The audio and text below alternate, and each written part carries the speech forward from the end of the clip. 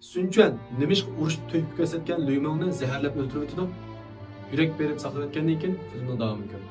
Uch podshohni ko'rgan hamma do'stlar bilamiz. Sunchuan Sharqo'ning pasiboni. Luymong bo'lsa Sharqo'ninki dadodu, ya'ni eng chong huquqdor deyishib bo'ldi. Ya'ni lashkariy ishlardagi huquqdor.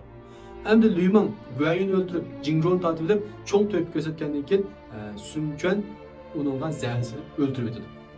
Nimish bunday qildi? Amaliyotda Sunchuanning maqsadi huquqni qaytarib kelish. Çünkü aldığınki dadodular, mesela Joyu bolsun, Lusu bolsun, ikkilisi Sunchuan'dan çoğ, hem ularınki tesir gücü nait çoğ.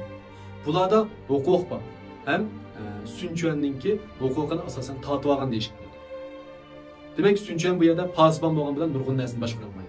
Ama buların emelden kaldırıp öteyse, buların tesir gücünden korkup ve bularınki özgürlük kılışından korkup bularga hiç kandan çıkılmaydı. Ama Luymong kelgan vaqtda Sunchuan'ninki o'zining ta'sir kuchi cho'ngaygan va Luymong'niki ta'sir kuchi uncha cho'ng bo'lg'achqa Luymong'ni o'ldirib etish orqali o'zining huquqini qaytarib akilib olgan deyishga bo'ladi. Shundan boshlab Sunchuan haqiqiy Sharqo'ning pasiboni deb aylangan. Agar siz bu gaplarni qo'shilsangiz, ostidagi inkaslarga alt raqamni qoldirib qo'ying.